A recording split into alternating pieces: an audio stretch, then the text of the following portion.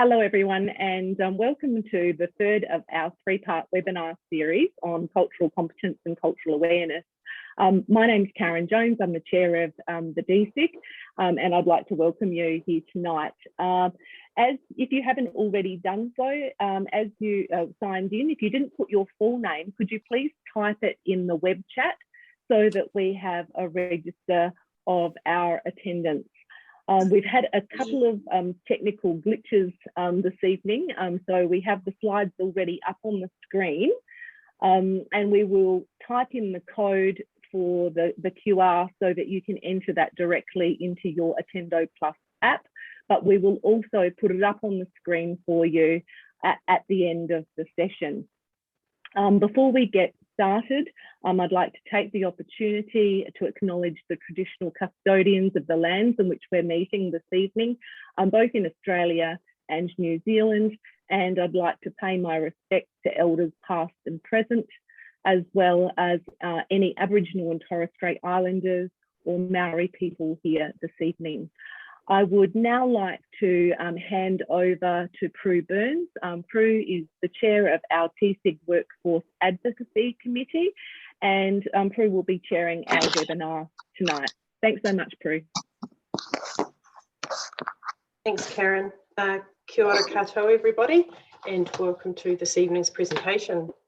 I'd like to introduce Dr. Tipene-Leach. He is a Professor of Māori and Indigenous Research at the Eastern Institute of Technology in Napier in New Zealand. By descent, he is Ngāti Keri from Parongaho in the Hawke's Bay. David has an employment history of being a GP and has been involved with public health and academic medicine, and his research focus has been with the prevention of sudden and unexpected deaths in infancy, scoping inequity in renal transplants, food security in decile 1 and 2 schools, and the archiving of mid-1800s whānau letters resisting Indigenous land loss. So kia ora, David, please join us. Kia ora. Me mihi tuatahi atu au kia tātou katoa tēnei ahi. Karen, Prue, Raj, Koto, Vicky, our hosts, those of you in Australia, me mihi anō atu au ki ngā traditional owners or ahitereiria, ahoy anō tēnā tātou. Yes, people, I'm a GP, I'm a public health physician, and presently I'm not doing clinical practice, I'm doing academic practice in a small ITP a training provider in Hawke's Bay. I'm getting near the end of my career, so I've spent a long time doing Māori health things, in particular working for Māori health providers, working in Māori health interventions, and now doing research in that same area. So as you heard, I'm doing a lot of public health research, and I'm also beginning to do some land settlement and what we call in this country post-settlement, after our treaty settlements, post-settlement research and post-settlement projects here in Hawke's Bay. Tonight I'm going to talk about health inequity and what does cultural safety have to offer to us all. So I'm just hoping that everything's clear and everybody can hear and everybody can see and that our technology works. So I'll push the button. Oh, didn't work. Okay, try this button. Try that now. Have you connected? No, we are not working.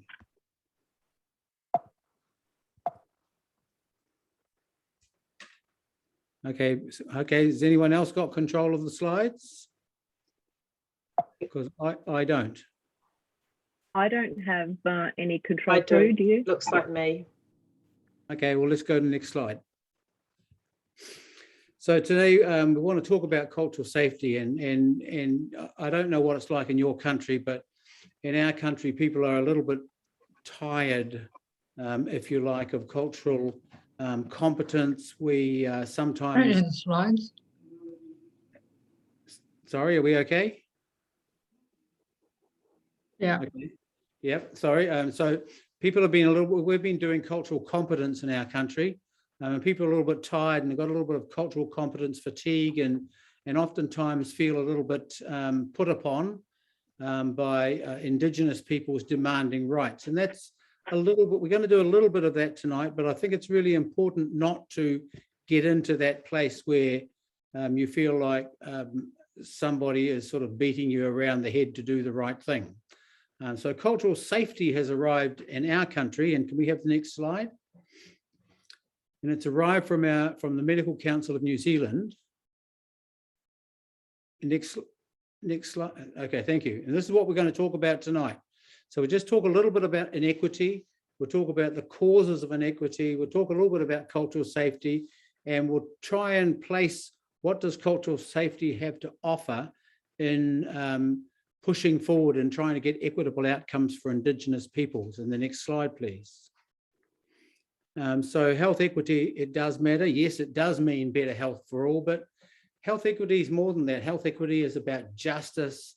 And actually the thing that I appeal to mostly when I'm talking to us, to professionals, to medical professionals, is that actually the achievement of equity and cultural safety is about professional integrity. It's something that we should really do and that we should really do well because it's the right thing to do. And to take the opposite angle, actually inequity is a very poor thing to do because it's costly, and inequity creates resentment. It's that whole idea of nobody likes to be at the bottom of the pile. And when inequities are getting wider, which they are in New Zealand, I think that we're second after the States now, it creates resentment and it's not a good place to be. So next slide. So we're just going to go through this. I do some work in sudden and unexpected death in infancy. And you can see from this graph with the purple line at the top that Māori people don't do well. The disparity over those years varies between 2 and 6. Certainly prevention services are not performing. Next slide. And if we take a look at primary care and you think it through amenable mortality, whose definition is those sorts of things that would not end up in hospital if we had decent primary health care in the community, the disparity is 2.5. And so one way or t'other, Māori are either getting less care or poorer care when they access it. So yes, next slide. And the same thing goes in hospital care, and I'm picking renal transplants because I've done a little bit of work here. Not renal work, but public health work, and looking at if we are 15% of the population, but we represent, along with our Pacific Island cousins, 2/3 of those with end-stage renal failure. We take up 30%, 35% of all dialysis beds, yet we only get 10% of transplants as first treatment. And so you might be not surprised if somebody like me was out there saying, well, actually, Māori and Pacific people are systematically excluded from some secondary care procedures. Next slide. And while we're thinking about COVID, I've got these 3 little boxes, don't read them, but public health system factors, Māori health system factors, and what Māori doctors have been worrying about. And if we go to the next slide, you can see that in this country, we've had very porous border control. We've had poor border control. We've had a public health system that's been pretty run down under our last government. We had almost no contact tracing ability at all when we locked down last year. We had 27 different databases, none of which talk to each other, a very low capacity in ICU, and we had very poor PPE supplies that we couldn't get out to our workers. And if we go to the next slide, in our communities, we had a vulnerable, deprived, living in lower socioeconomic conditions, comorbid population of Māori and Pacific people who were living in poor housing with poor access to care and low health literacy, many of whom worked in what are called the essential services, which in this country means you go to work. And, there are health workers, we all understand that, guys, and we all went to work, did we not? But the other essential health workers are those at petrol stations, those in supermarkets, those doing the cleaning. In other words, they are the people in the lower socioeconomic areas of our communities. And the next slide sort of says, well, here we are thinking through COVID and say if we've got a poorly prepared public health system, a vulnerable population, we had in this country, probably throughout the West, a one-size-fits-all attitude to trying to deal with COVID at a time when we had services that required rationing, and we had no priority status for Māori and Pacific people at all. And this time, all the things that we said were going to come true indeed did come true. So 70% of all of our COVID cases in our second big outbreak were 60% of them were Pacific Island, 10% were Māori, and 80% of all the people who went into hospital were either Māori or Pacific Island. So it ended up with this terrible inequity. And if we go to the next slide and we try to think about your profession, you might be looking at this and say, yay, we've found something good here. It looks like Māori people get 25% more radiation oncology services than others. And if we go to the next slide, but you'll all know the answer, and the next slide again, actually, it's not true. Well, it is true, but it's unfortunately true. More radiation oncology because we do not get the surgery.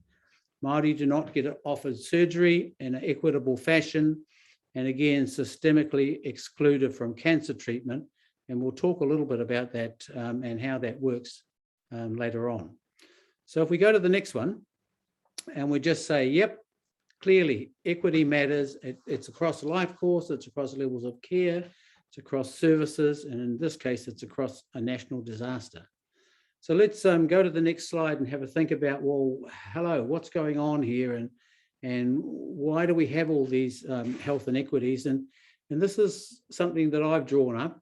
I've taken the third of these, sorry, the second, the third, and the fourth of these off the sort of adapted some of the IHI work from America, but added historical trauma in for New Zealand and Australia. Very true. Indeed, they should have had it in America. IHI should have historical trauma in there.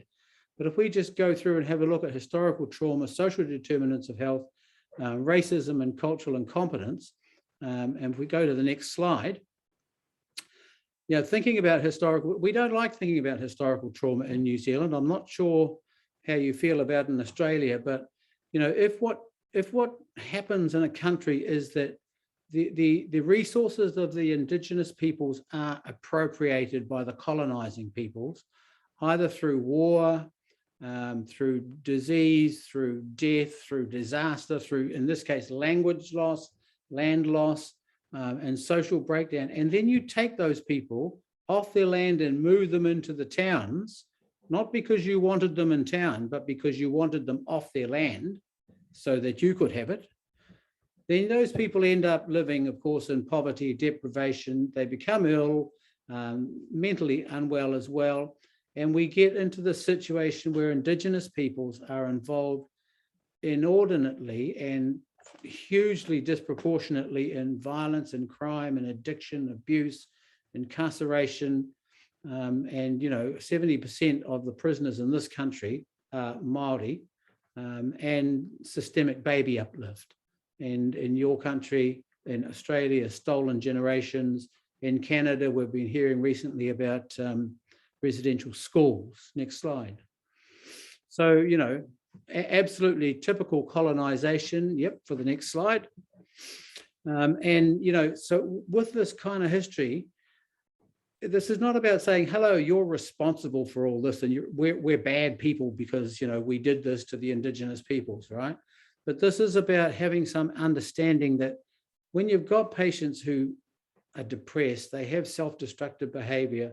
And this is an American, a Native American definition of historical trauma, of people with historical trauma: suicidal thoughts, anxiety, low self-esteem, anger, difficulty expressing emotions. You know it, you've seen people like this. We see people like this every day in general practice. We see people like this in the health system, and historical trauma. And the next slide will just remind us that we need to understand historical trauma. In New Zealand, we are doing a little bit about it. We've had this big series of treaty claims. There has been some resource that has changed from some hands to the others. But for us in the health professions, what we need to do is just to take historical trauma on the chin, understand people when they come up with things where we are inclined to say, why are you like this? And it's trauma. Yep, let's go to the next slide. Let's have a look at the social determinants of health, which are defined as the conditions in which people are born, grow up, live, work, age. And they also talks about access of care. And the next slide will show us that you and I and our colleagues in healthcare, we might be pleased here because actually we're only responsible for 20% of the, the inadequate, inappropriate, sometimes inaccessible services that we provide are only responsible for 20% of the factors that influence how long and how well people live. And the next slide will show us that that these health behaviours that Professor Boyd, go back a slide, that Professor Boyd Swinburne calls the industrial diseases, tobacco, alcohol, those sorts of things, sugar, the industrial diseases are responsible for another 30. And then the next slide talks about Marmot. And Marmot, what he did was that his big addition, in my view, to the argument is that he made us as health professionals directly responsible for speaking out about the social determinants of health, for always being an advocate for better conditions for those for whom health is really difficult. And the next slide will just remind us, this didn't mean to look like a coronavirus, but it could be a coronavirus, I guess, as it's the bane of all our lives at the moment, but that health practitioner advocacy on the social determinants of health is really important, and it's a really important part I'm going to propose of cultural safety. If we go to the next slide, then we'll just have a quick look at institutional racism, where institutions produce outcomes that systemically put disadvantaged groups at further disadvantage. And the next slide will show us actually, I missed that one. No, stay there. It's, people, I haven't got control of these slides, and nor have I got presentation mode. But this slide is saying Y2575 is part of the Waitangi Tribunal, which is part of our justice system over here, and the treaty settlements that we were talking about. And the Waitangi Tribunal came out and said that we had an institutionally racist health system that was responsible for the inequitable outcomes that we see. And if we go to the next slide, it's not just the court system, but it's also the Health Quality Safety Commission have called out institutional racism, and they are telling us that we are killing and harming Māori people in this country, and that we need, we really do need to get our act together. The next slide is the one that I was expecting, the one that comes from Kamara Jones in the States, and she talks about personally mediated racism. I don't like you because you've got blonde hair, fair skin, and blue eyes. Then no other reason for it. This is just prejudice and discrimination. But then if I don't let blonde hair, blue-eyed children come to my children's birthday parties, then that's differential access. So what we're doing in our country is that we are systematically making it really difficult for some people to get access to care, and it's institutional racism. And when everything is so bad that the client or the patient or the person or the group of people that we're talking about begin to think actually that they're not worth it, and that actually it's their fault, and they begin to accept the negative, that's called internalized racism. And Kamara Jones talks about these three things all the time, and they're just a nice, tidy way to think about racism. Can we go to the next slide, please? But how does it work? And here's me saying unequal treatment arises from systematic expectations of Western thinking that have become the established norms of the institutions of our society. So, is it really fair to say, I expect you to attend my surgery during the day and on time?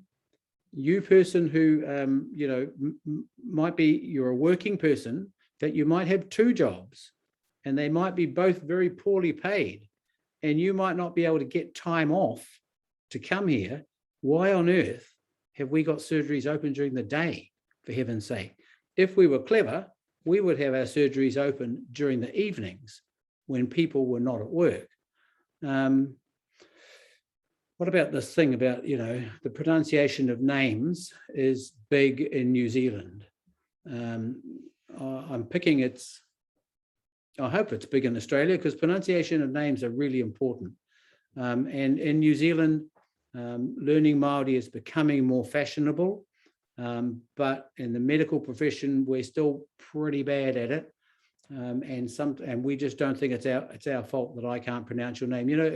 If you mispronounce my name, if I mispronounce your name as the first part of our encounter into what is, the intimate detail of your life and your illness, it's not a good start.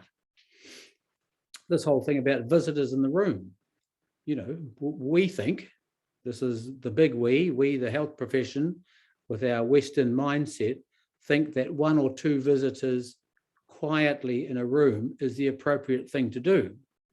But that's certainly not what happens in Māori communities or in Pacific Island communities. We don't do one or two. And in particular, when someone's sick, we don't do one or two. We do everybody. We do the whānau.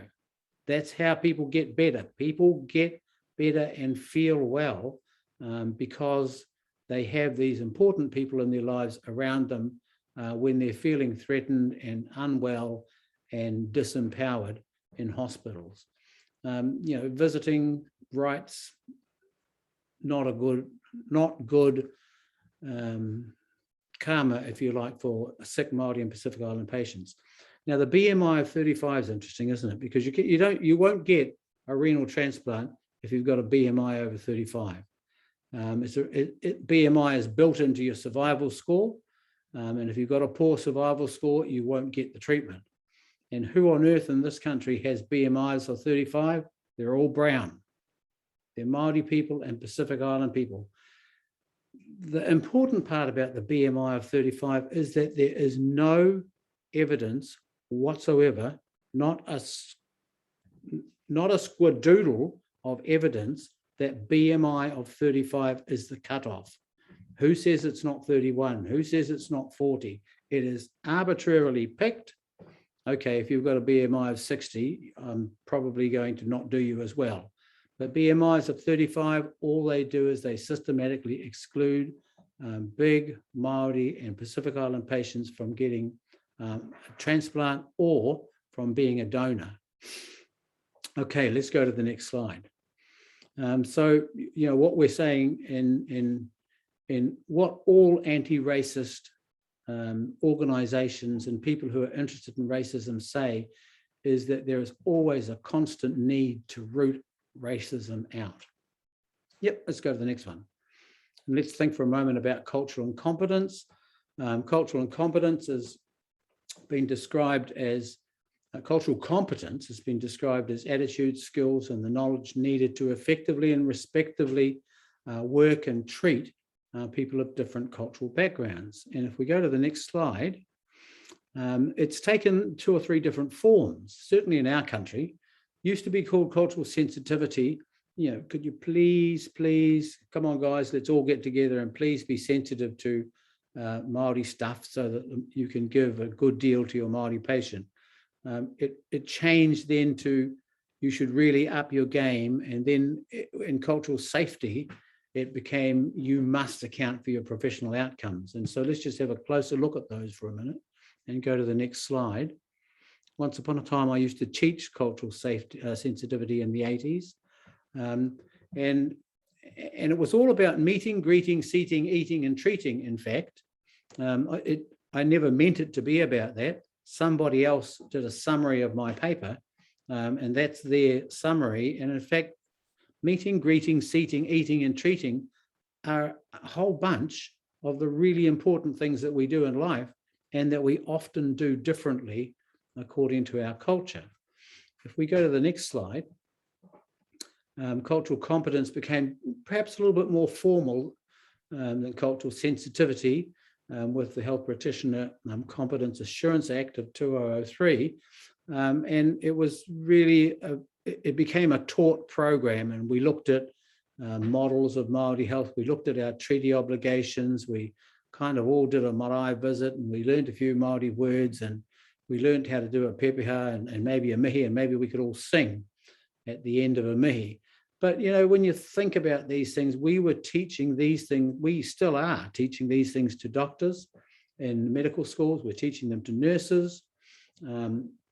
We might be teaching them to nuclear radiation technologists. I'm not sure about that.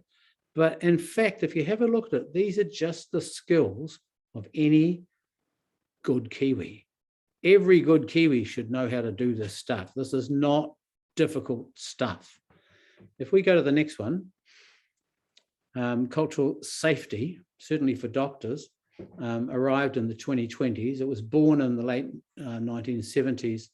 It was started by Dr. Eddie Hapeti-Ramsden, who was working in nursing schools and trying to improve Māori health outcomes. But definitely way back there in the 70s, it did not go down well in this country. It went to the High Court. In fact, there were some sort of cases that went right to the High Court around cultural safety, because what they said in the nursing schools is that you must account for your outcomes. And that did not go down well in some places. If we go to the next slide, this is a reminder, even though we're going to move into the cultural safety, that actually we do need to be culturally competent. We do need those skills to be a good Kiwi, a good Australian, someone who understands our fellow person. They are necessary things for us to know. And in this country, they are still in our medical curricula. And even when we introduce cultural safety, cultural competence will not be disappearing. So let's just go and talk about cultural safety for a minute, into the next slide. So it appeared, this is the statement, this is what it looks like, the statement on cultural safety from the Medical Council of New Zealand. Next slide, please. It was a piece of work that was done with the Association of Māori Doctors, which is called Te Ora. I happen to be the chair of that organisation, which is how come I kind of know a lot about the project. But they're out there saying, people, you've got to account for these professional outcomes.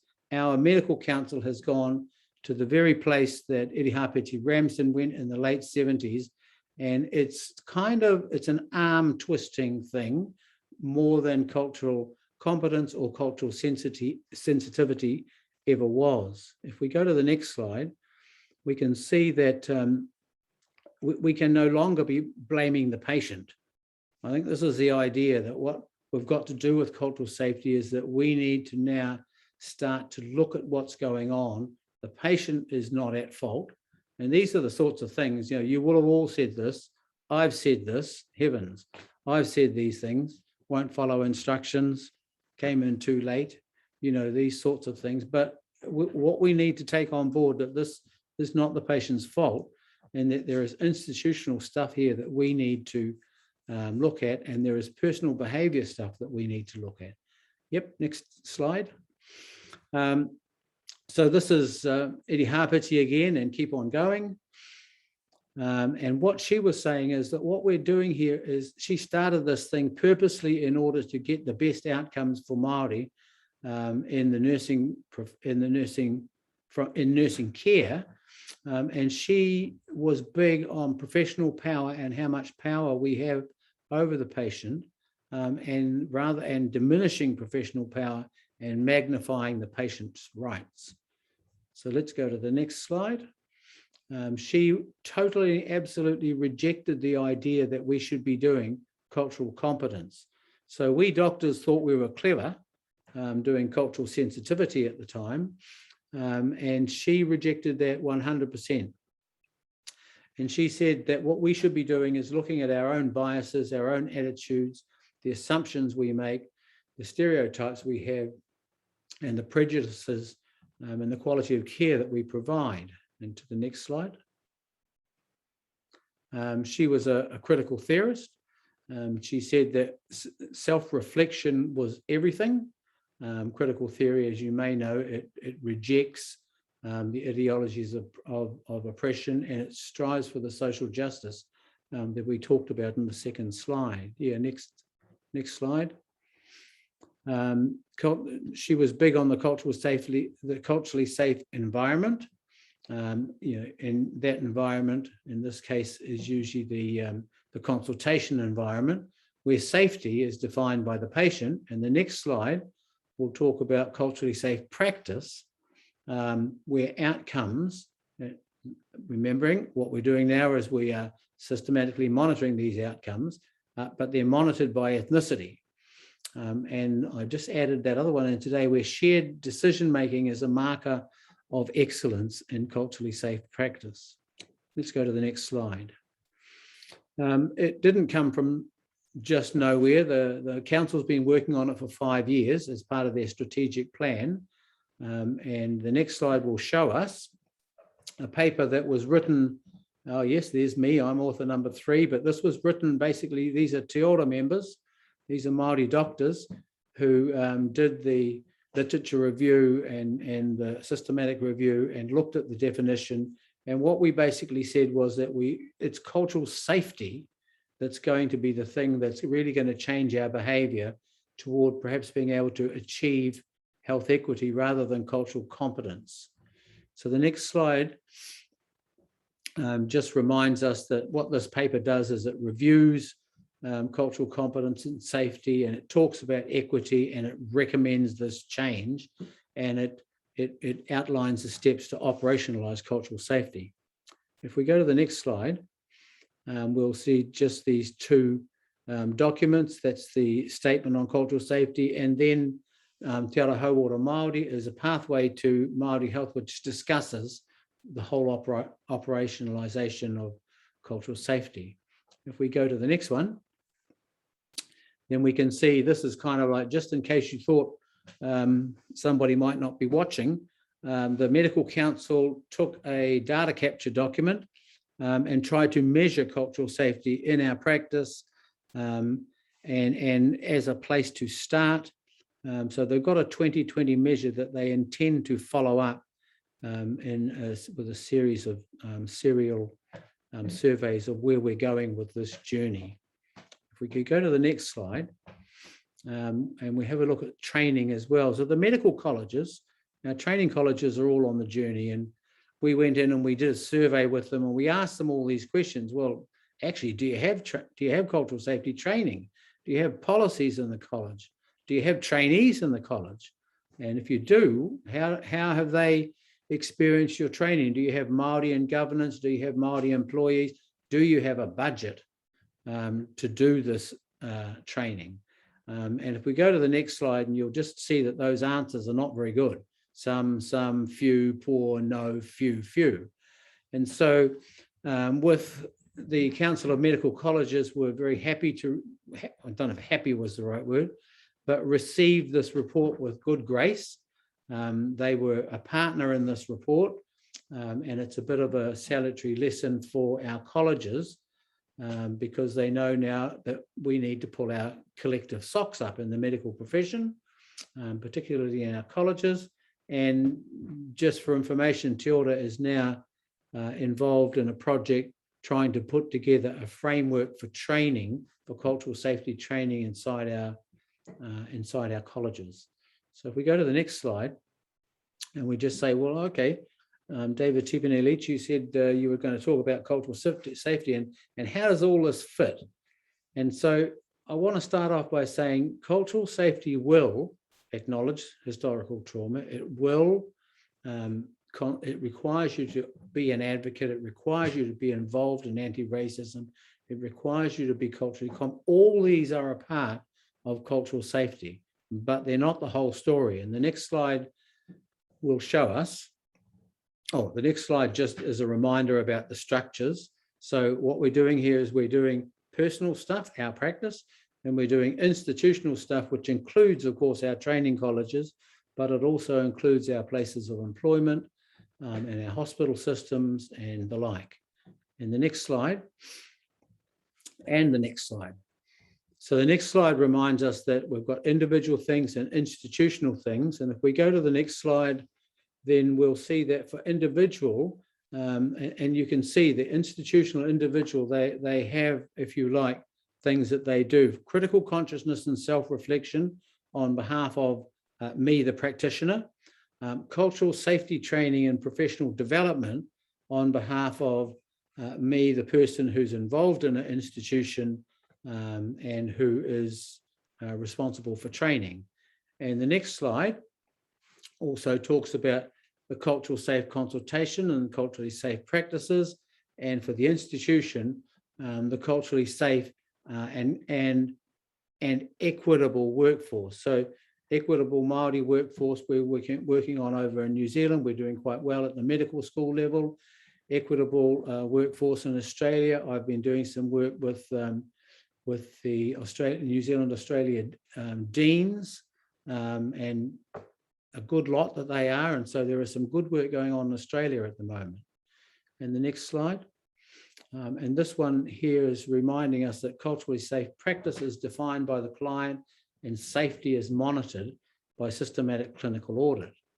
And if we go to the next one, then we'll just think about monitoring for a minute. And monitoring of individuals, well, at practitioner level, we're theorizing here that it's systematic clinical audit, which of course is voluntary. At college level, we're talking about systematic CPD monitoring tool, which isn't developed yet. At employer level, you can imagine that if we were suggesting that there should be a service audit of employees, that the unions would push back like Billy-O. They would not want anybody standing over their employees. And at medical council level, well, the only way that the medical council can do something about you and your behaviour is if somebody complains. So by the time it's got to the council, got to the PPC and to the Health Practitioners Disciplinary Tribunal, we all know that very few get there. So the next slide will tell us that this is kind of a high trust model, a very high trust model with very few resources put behind it. So I was talking to the chairman of the Medical Council the other day, and he said, no, we don't have resources. And this is not a system with a big stick. This is a high trust model. These are professional people. We expect them to go the extra mile.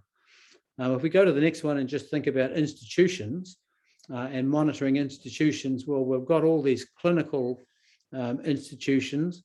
And so, yes, your clinic or your hospital could clinically review their clinicians. They could systematically review their services.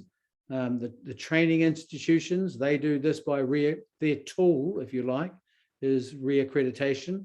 That's controlled either by the Medical Council of New Zealand or indeed along sometimes with the Australian Medical Council. And again, at the council level by complaint, and very difficult to get a complaint to stick. So again, the next slide will tell us that the monitoring of institutions is kind of undeveloped and is not mandatory at all. So again, this is high trust institutional stuff as well. We are being pushed in this direction, but we are not being beaten by those bodies who control us and who control our practice. And we are expected to do this thing. So if we go to the last slide, it'll just kind of sum up and said, look, cultural safety really is here to stay. It's not going away. It has a set of behavioural and outcome expectations for both individuals and organisations.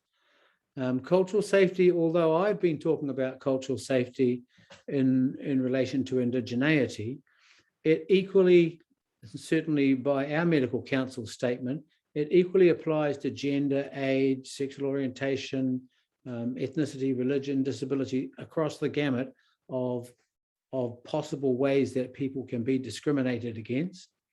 It is my thesis entirely, I'm the only one making it, that actually cultural safety could well be the bedrock for the drive of equitable Māori health outcomes. And what I'm pushing in this country is that it should be a regime that is gentle on us. This is not the big stick around the ears regime. It is a gentle regime that brings people on board because it's the right thing to do and because it supports us as professionals and it's good for our integrity. And so the very last slide says, welcome to the hard road ahead. Because cultural safety is undeveloped and unfunded. It's not enshrined in policy. It has no authority in statute, and it has no political champion. It's totally something that we, in our various professions, think about the medical council, our top dog body, for those of us who are doctors, this is us, our profession, in here, boots and all, striving to do the best jolly job that we can get done. Nō reira, kia ora, and welcome to the hard road ahead. Thank you.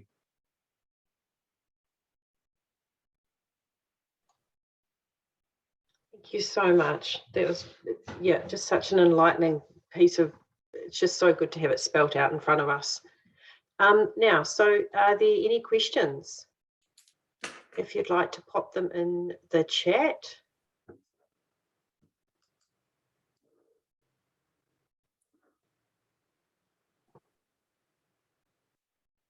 Can I see the chat? Do I know how to see the chat?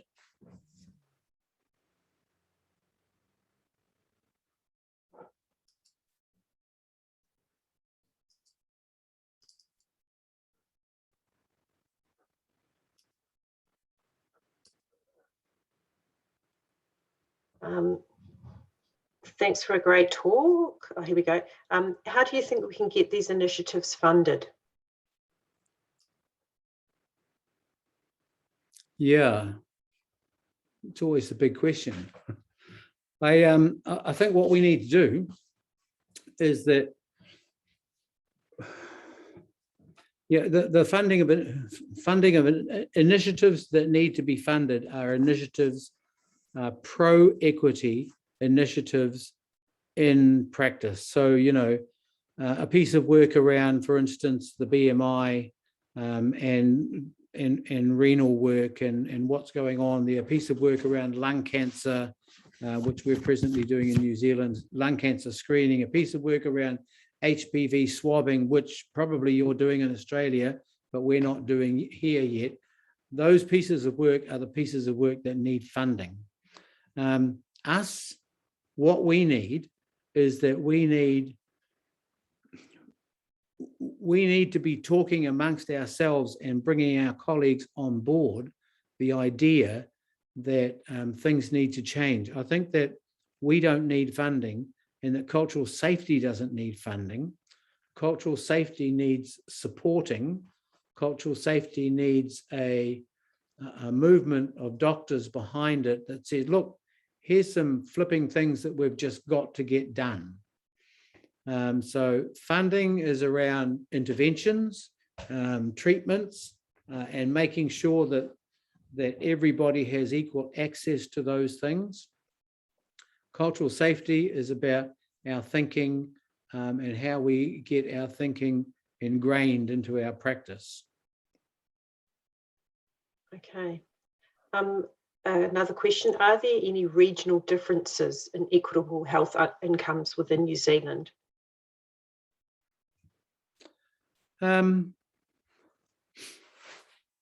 Well, certainly, yeah, I think they are, but I think they're inconsistent.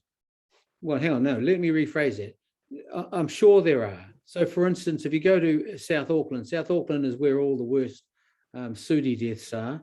Northland consistently comes second, And why? It's not surprising, because they're the areas where where the levels of deprivation are highest. So the answer is yes, but they are based on deprivation, and they are usually pretty consistently applied across the country. So Hawke's Bay, where I live, is usually reasonably up there. The East Coast is reasonably up there and high on inequity. And again, you could say, hello, there's something else going on those areas as well. They are the areas of high Māori population. So high Māori population, high deprivation, you can pick the areas in the country, you can bet that the inequities are biggest in those areas. That makes sense.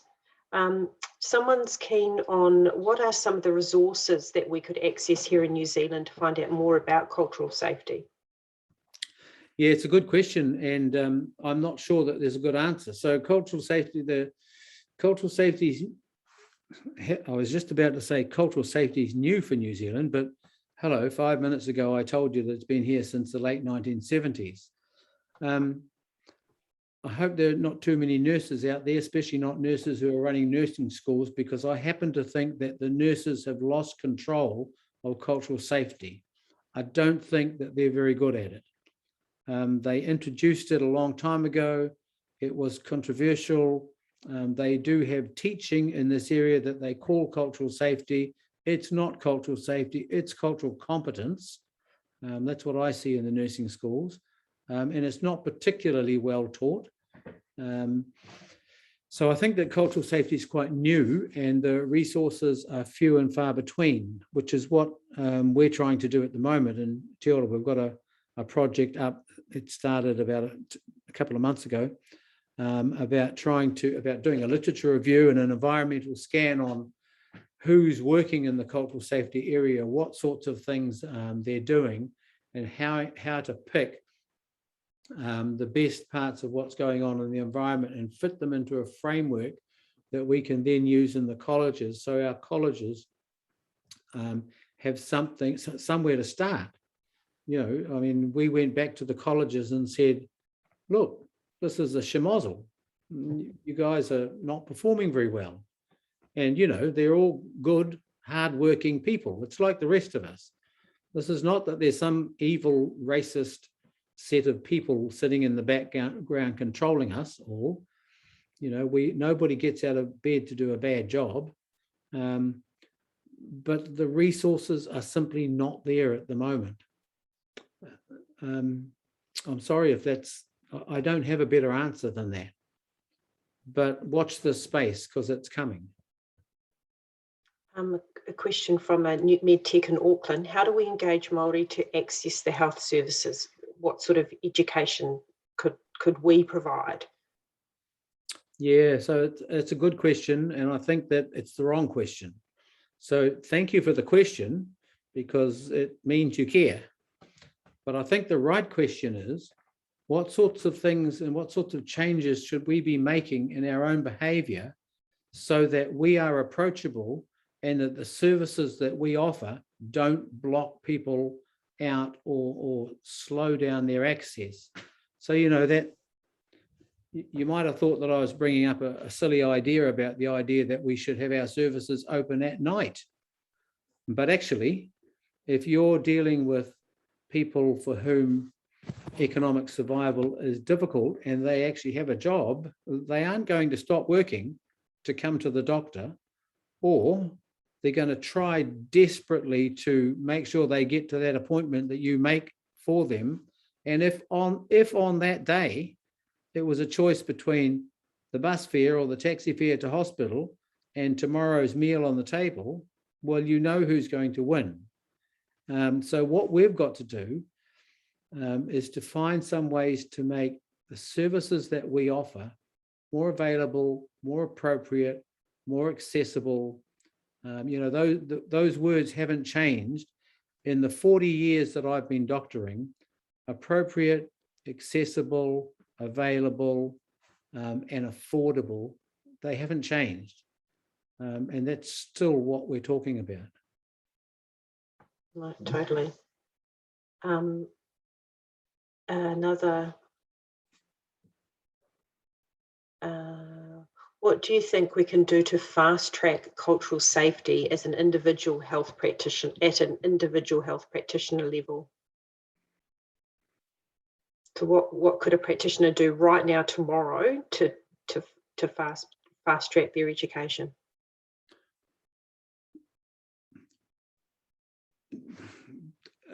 I'll take two approaches to this answer. One is to read, find everything that you can to read about New Zealand history. Anyone who goes into New Zealand history with open eyes will be saying, "Oh my God, is this really what happened?" And realization is a great teacher. So that's part one. Part two is to sit quietly for an hour and a half at a bus stop in South Auckland and watch what's going on around you. And that's a little bit more challenging, but it's a great teacher. Watching other people in their everyday lives and experiencing just a little wee bit, secondhand experience, but experiencing a little wee bit of hardship, of their hardship, because it's visible and it won't take you long to pick up on it, is a great teacher. But let me just say that the person who asked the question is already halfway there. And asking the question is half the answer. And well done. Congratulations. Well done, Emma. How can we encourage our colleagues to show more manaakitanga when we're so stretched with staffing that we're constantly trying to reach performance targets and pump through work? Yeah, Claire. Hello, Claire. I can read your question too. Yeah, that's a good question. And I'm just about to make a complaint to the hospital about the treatment of one of my aunts. But at this time, in the situation that we find ourselves in, the first thing I'm going to do in making the complaint is to thank the staff for being at work, because you're dead right. We're all stretched. We're all stressed. The borders are closed. We can't get new people in. It's difficult. The answer, the question that you asked was, how can we encourage our colleagues to show more manaakitanga? The direct answer would be by example. And I don't mean that to be facetious in any way, but by example. I don't think you can talk people into being caring.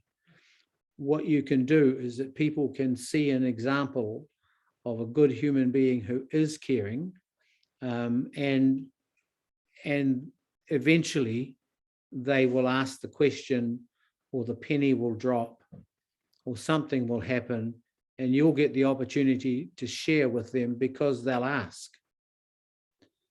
So Cleo, is that a decent answer? Just do it. Even if you're the only one. At least you'll sleep well at night. Awesome. Thanks, David. That was Claire's reply. Are there any more questions?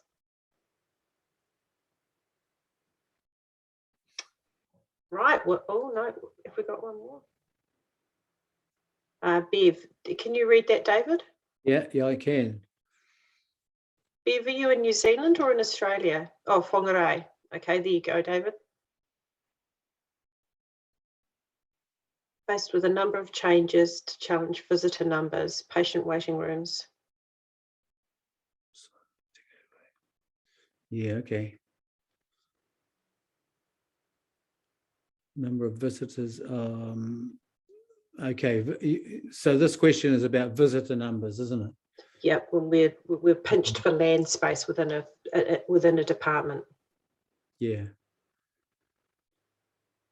Yeah. Well, I don't think I can answer your question. You do have, there are constraints, and But sometimes what you have to do. So the other day, I'm going to answer a different question, Bev. The other day I was asked by an Australian, somebody from the a child protection team, who was working through an issue around a necklace that was around the neck of an infant in an infant care centre. And the rules in Australia say that you're not allowed to do that because of strangulation risk. And so this was a Māori family, and this was a greenstone pendant. And the mother says it has been blessed by their Ratana minister, and it is their connector to their New Zealand ancestry, and there's no way they are not taking it off. And they went through every reasonable argument, like you probably are, going through every reasonable argument about why we should adhere to the policy. And so they asked me what to do. And I said to them, well, sometimes you have to think, is the rule really worth following? And I checked it out with Ed Mitchell. I said, Ed, we don't have these deaths in New Zealand, do we? He says, no, I've never seen one. Now, you know, this is Professor Ed Mitchell, the Sudi guru of the world. It's a potential risk. It's a theoretical risk. We've never seen it. He's never worried about it. It's certainly not in our list of things to do. And so I advise my Australian colleague, bend the rules, ignore the rules, do something else, try and make the client happy. And I wonder, granted the constraints that are there, but oftentimes visitor numbers are really about rules. And maybe what you need to do is to just bend them occasionally.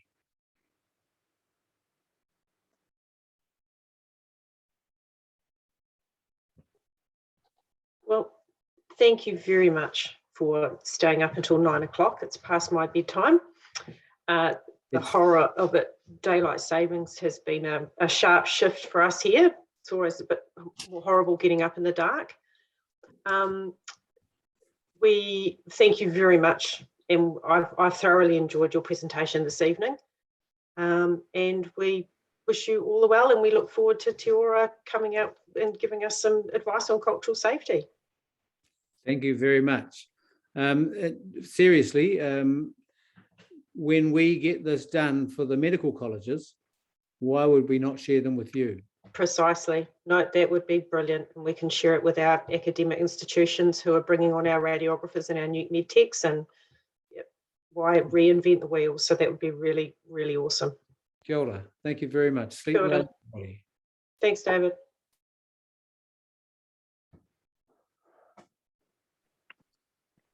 Thanks, Prue, and thanks